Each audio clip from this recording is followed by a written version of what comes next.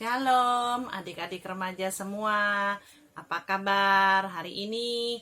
Lause berdoa, berharap semua dalam keadaan yang baik, semua sehat. Walaupun dalam masa liburan, tapi kita tetap menjaga kesehatan kita.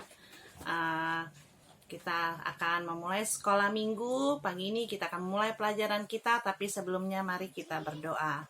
Tuhan Yesus, terima kasih untuk pagi hari ini kami boleh tetap belajar firman Tuhan, tetap boleh menikmati hadirat Tuhan, boleh tetap bersekutu bersama dengan Engkau ya Tuhan. Walaupun di masa pandemi ini, tapi kami tetap lebih lagi dekat kepadamu. Terima kasih Tuhan Yesus untuk pagi hari ini, di mana Engkau memberkati kami dengan kesehatan dan kekuatan yang daripadamu saja. Hanya di dalam nama Yesus kami telah berdoa mengucap syukur. Amin. Oke, pagi ini kita akan memulai pelajaran kita yang akan diambil dari Mazmur 8 ayat 1 sampai 10.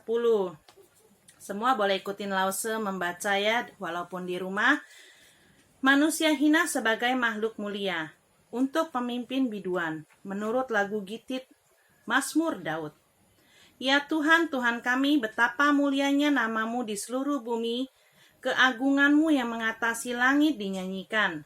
Dari mulut bayi-bayi dan anak-anak yang menyusut telah kau letakkan dasar kekuatan karena lawanmu, untuk membungkamkan musuh dan pendendam.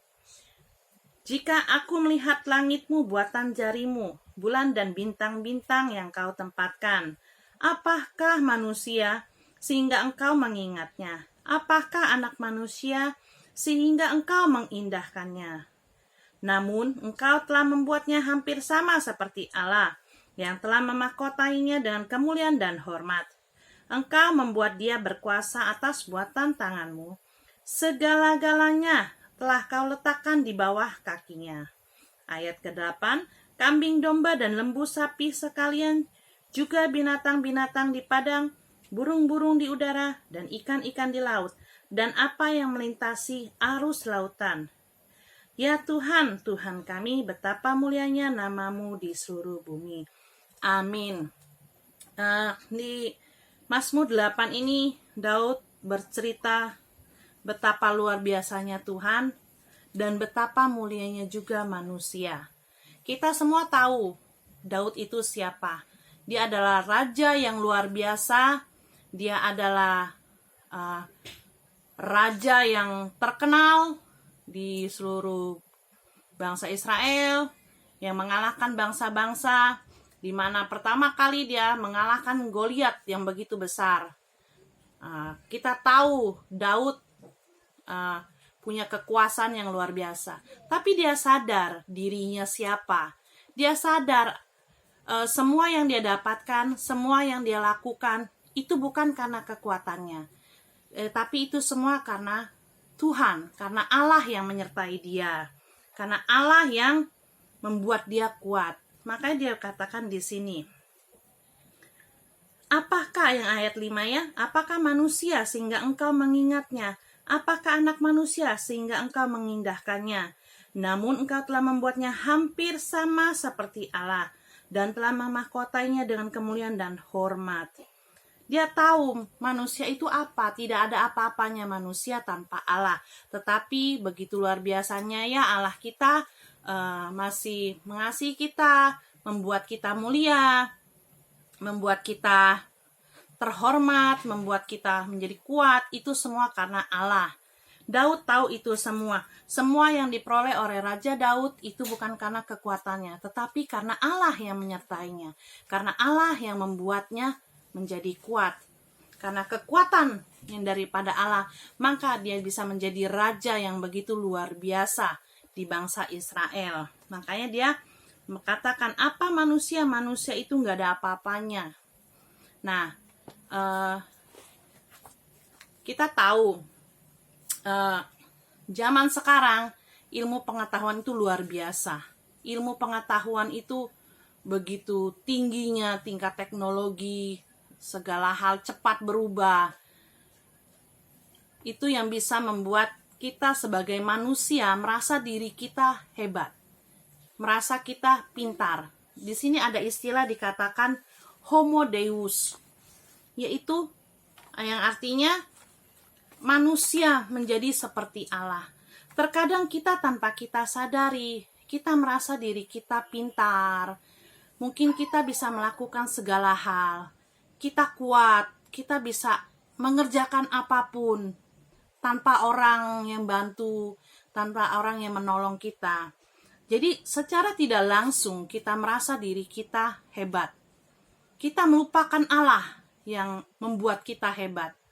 Mungkin seperti adik-adik remaja, puji Tuhan, bila mendapatkan ranking atau nilai yang terbaik di sekolah, menjadi anak murid yang terbaik di sekolahan, puji Tuhan. Tapi itu jangan membuat kita lupa bahwa ada Allah yang membuat kita bisa pintar. Contohnya apa?